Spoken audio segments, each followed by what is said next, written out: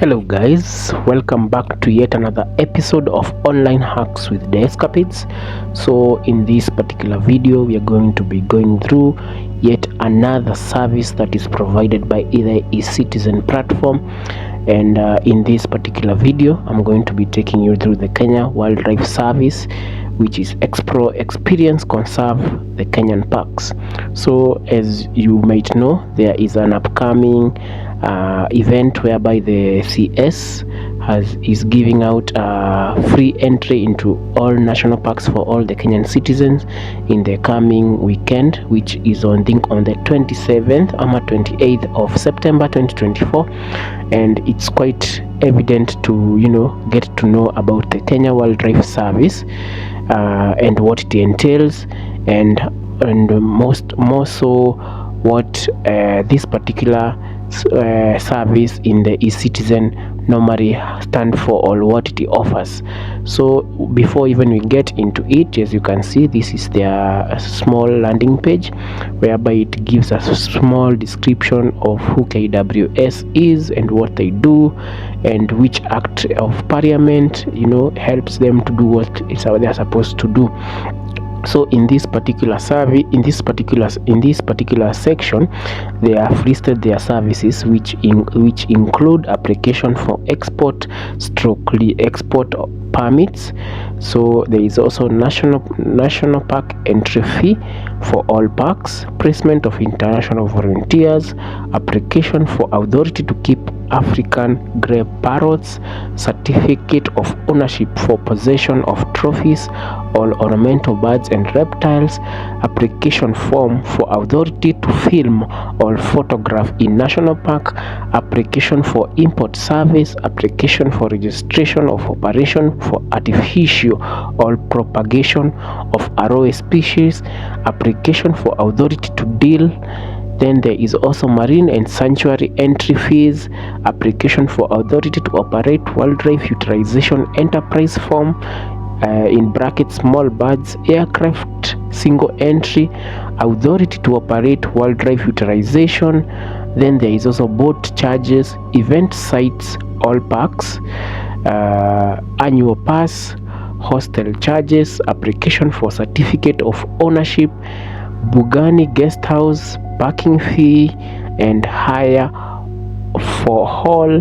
Then there is also the Wildlife Club of Kenya members, WCK. Then there is quite a number of articles about the conservation and what they do to conserve the wildlife as KWS. So guys, see, this is the KWS tab. So the one maybe I would want us to go through in this particular episode, maybe we go through some of these services, but the one that is most common and the one I have utilized by myself is the national park entry for all parks. So in this particular section, you'll have to come and click on national park entry. Once you click on the national park entry, it's going to bring you to this particular section whereby it has the requirements that you need so that you can pay for the national park entry. So the applicant should carry one of the following identifications during the visit: original national ID card, original alien card, or passport. Then these are the various other instructions that you are supposed to note. You are in a wildlife home, please respect their privacy and right to way, adhere to the park entrance and exit times. Unless you are an overnight visitor, always exit the park before dusk. Parks open at 6 a.m. and close at 6 p.m. General rules of the road apply. Car hooting and driving under the influence of alcohol is strictly prohibited. Move slowly and quietly, but remember all animals are wild and can react dangerously if startled. Vehicles and bikes are advised to stay on established roads and trails. Observe a maximum speed limit of 40 to 25 kilometers per hour. You are also advised to remain in your vehicle unless at designated areas. Then there is also view wildlife from appropriate and respectable distances, respect the culture, tradition and privacy of the local people of Kenya. Then from there is also pick up and carry away your trash. So in this particular section, when you click here, download the park entry fees. So once we click there, it's where you are able to see the park entry fees. So according to these particular fees, these ones are the fees that have been there from 2022 to 2023.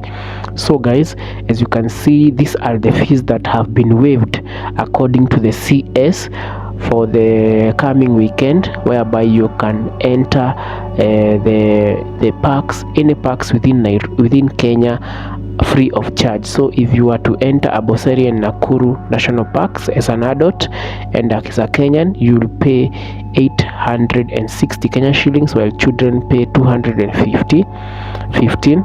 So wilderness parks, which are the Savo East and Savo West, it cost 515, while children is 215, while Meru, Kora or Abadeas and Mount Kenya, Kihari Gate, all those cost 300 Kenya shillings to enter.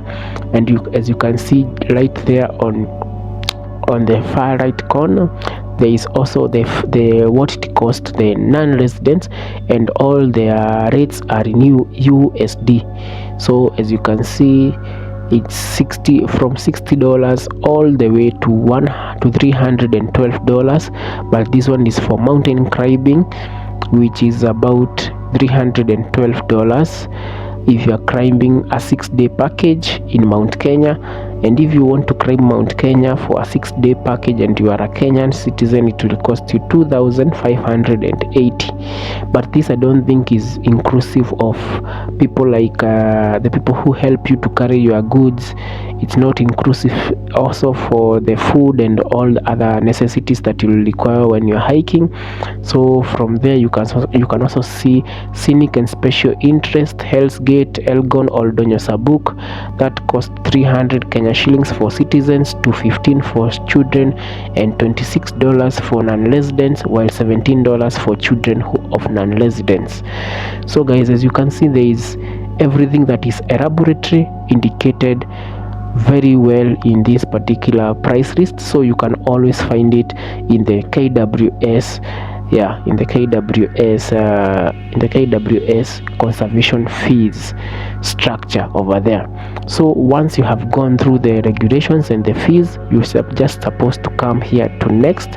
Once you are in next, you want to apply to pay for the fees to enter in a particular national park. So these ones are the applicant details, which are the number, ID, phone number and email address. So once you are complete with the applicant details, you are supposed to come to the general information, whereby you're going to select the name of the national park that you want to visit or you want to pay the fees for. Once you get there at the gate, so as you can see, it has a drop down menu of all the national parks within Kenya, which are Hell's Gate, Kola, there are so many. So you can just select the one that you want to enter into. Let's say we want to go to Mount Rongonot, so we'll just select Mount Rongonot. It's going to ask us on the gate that we would want to use, which is the Longonot main gate. Then, do you have any transportation? That it's asking if you have your own car, and if you have your own car, you'll say yes, because you will have to park. You'll have to what is it called, you'll have to pay a parking fee if you have your own car. So in this particular, it has a disclaimer: vehicle entry restricted to camping areas only, and vehicles entry into the park is exclusively for parking purposes. Only vehicle carrying camping gear are allowed to enter. Type of transportation: vehicle, aircraft or truck. So you will have to indicate which type of vehicle you have. If it's a vehicle, if it's an aircraft, or if it's a truck. So let's just say it's a vehicle. Then from there, it's also asking you the mode of transport. Is it less than 6 seats, 6 to 12 seats, 13 to 24 seats, 25 to 44 seats, or 45 seats and above? So let's say it's less than 6 seats. So from there, how many vehicles are less than 6 seats? So let's say it's 1. vehicle registration number. Let's just say it's KDA 312F. Then from there, the check-in date, we are going to check in on the 28th, and checkout date, we are going to check up still on the 28th. Then from there, it's asking us the type of nationality. You are either a citizen or a non-citizen. So I'm a citizen. It's asking us the number of adults. So we are 2 adults. The number of children, we are 1 child. So in this particular section, it also showcases another disclaimer: kindly upload an Excel sheet with the driver details, vehicle registration number, nationalities, name and ID, stroke passport number if visitors are more than 1, documents with names.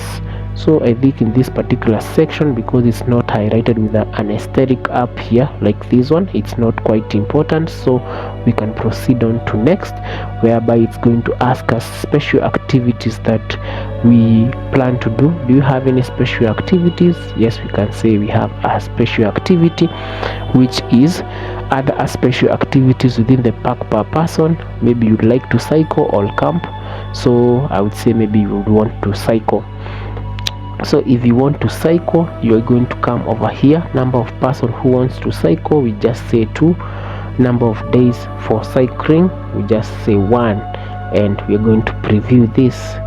So once we preview this, it's coming back over here in this particular section, whereby it's giving us, you can see all the summary. Then once you are complete with that, you're going to come and complete, and it's taking us right here, whereby it's saying pending payment in Kenya shillings. It's paying for the entrance into our national park, which is the Mount Rongonot National Park. So once we get to the gate, we'll be able to go ahead and pay for this particular entrance fee. So guys, I hope you have enjoyed this video, as I was trying to give you an overview of how the Kenya Wildlife Service services normally work. Because in some previous videos and in my previous interactions with the Kenya Wildlife Service tab, I have had a few people having a few problems on how to fill it in and what are the necessary documents when you want to pay for your entrance fee into various national parks. So I hope this video was educative enough and informative enough. In case you have any questions, don't forget to write to us just down below on the comment section, or contact us on our email, which is always attached on the description. So guys, I hope you have enjoyed the video, and until next time, goodbye.